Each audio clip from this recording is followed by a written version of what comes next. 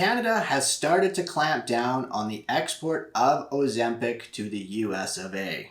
A lot of Americans and a lot of my followers are not happy about it. And Canada's health minister has called it an outrageous abuse. And many of you have reached out and asked for my input or insight or just thoughts on the whole situation. So let's get into it.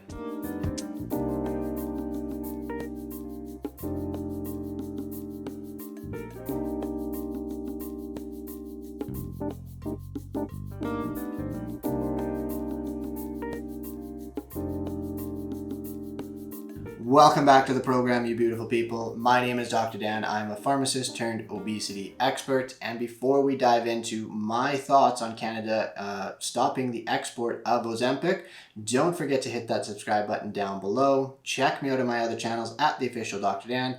And be sure to check out my website, healthevolve.co, where you can book a consultation with myself and we can see if you are a good fit for our program. So, between the shortages on Wegovy, Ozempic, and various other medications, as well as the ridiculous cost of American pharmaceuticals, a lot of Americans have been turning to Canada in order to obtain their pharmaceutical needs. In fact, over 15% of the Ozempic prescriptions that were written and filled in January and February of 2023 were actually destined and went to American citizens. In fact, there was a physician practicing in Texas who had a license in Nova Scotia, which is a province here in Canada.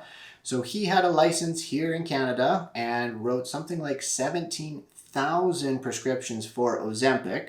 All of those prescriptions went to a couple of pharmacies in BC, who then dispensed the medications and sent them out to individuals living in America. Now that is pretty flippin' wild, and I think that physician has now had their license for Nova Scotia revoked, or there's some kind of investigation going on, but they have certainly looked at that as a potential way to clamp down on what's been going on. Now, Americans looking to Canada for their prescription medications is really nothing new. In fact, good old Trump actually promoted it as a way to lower prescription drug costs for Americans during his re-election campaign in 2020. And a number of states in the US have actually passed legislation that would allow for the mass importation of medication from Canada. I mean, it all seems legit enough, right? Canada has cheaper pharmaceuticals. The US needs cheaper pharmaceuticals and access to certain pharmaceuticals. So if Canada has these cheaper pharmaceuticals and the US then imports them, well, problem solved, right? If only it were that simple. So I'll be upfront with you guys in saying that I am 100% on board with the banning of exportation of Canadian pharmaceuticals to the US of A. And before you go and bite my head off, I have multiple reasons as to why that is the case. The number one thing is going to be worsening of drug shortages. Just like the US has drug shortages, Canada has similar drug shortages. And Canada needs to ensure that we have enough medications, in particular life-saving medications, for our population of nearly 40 million people. If we suddenly started mass exporting all of our drugs to the US, to their population, which is 332 million people, well, we're going to get a real big problem in terms of shortages up here in Canada and our own citizens not able to get life-saving medication. Number two is going to be an increase in cost of medications for Canadians. You see, what a lot of people don't realize is that Canada can't just mass export a bunch of drugs to the US and then go back to the drug company and say, hey, we need more drug. Because the drug companies would ultimately turn around and say, F you, we're not giving you any more drugs. So they would either cut off supply, or better yet, they would say, yeah, we'll give you more drug, but we're jacking the price way up because you're ultimately taking away our market that we have in the States and reducing our sales down there by you guys importing or exporting drugs to them. And number three is that exporting drugs from Canada to the US doesn't solve the problem. This would be a temporary fix at best because eventually the drug companies would, again, jack up the prices. Shortages would then occur, so it's not going to correct the shortages that are happening in the States and the astronomical drug prices that are currently down there. All it would be is a temporary fix that would ultimately make America's problem now Canada's problem too. And so the root cause of all of this comes down to the lawmakers and the people of Congress in the United States of America. And that's because the elected officials in the US of A do not regulate the pharmaceutical industry. And why do you think that might be the case?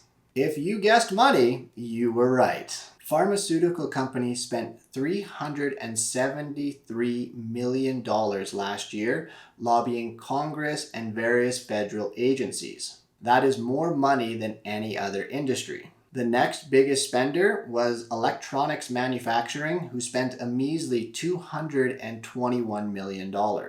As with most things, when money gets involved with elected officials and the leaders of our country, suddenly they start to act in their best interest versus the interest of the people who elected them. As for the drug companies themselves, well, they're going to continue lobbying because it's clearly working, and why would you want to go and mess up your largest pharmaceutical market in the world? Yes, drug companies are businesses. Yes, they have a responsibility to their shareholders. And yes, they do need to make money in order to fund further research and develop new medications and yada, yada, yada. However, when a 3-month prescription of Ozempic in the US of A costs $3,000 in USD dollars compared to the $450 USD dollars here in Canada, there is a big effing problem. Here in Canada, we have what's called the Patented Medicine Prices Review Board, these guys right here,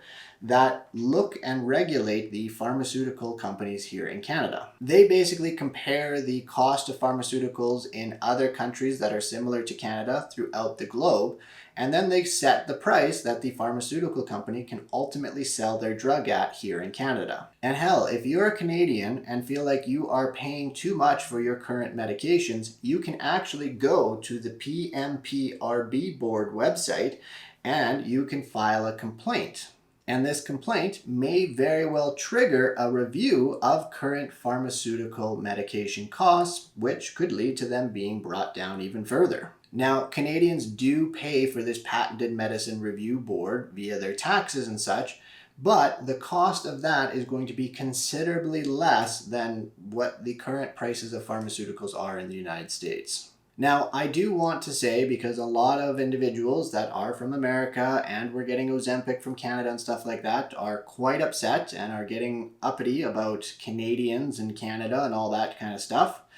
And so what I want to say first is that none of this is Canada's fault. Canada is acting in the best interest of its citizens, just as you would expect the US of A to act in the best interest of your citizens. And so if you are American, yeah, it really sucks. The good news about the shortage aspect is that hopefully those will all be resolved soon.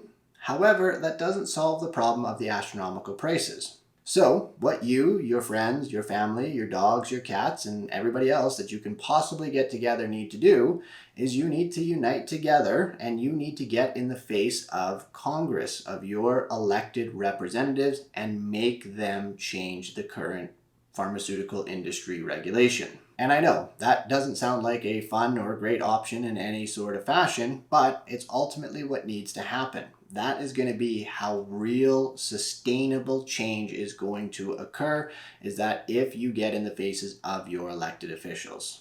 It won't be easy by any means, but it is definitely possible. Anyways, you beautiful people, that is all for today. So, as always, don't forget to hit that subscribe button down below so you don't miss another episode. As well, check me out on my other channels at The Official Dr. Dan, and go and check out my website, healthevolved.co, where you can book a consultation with myself and get some support on your weight management journey, but see if you are a good fit for our program. Otherwise, always remember that small tweaks will lead to massive peaks.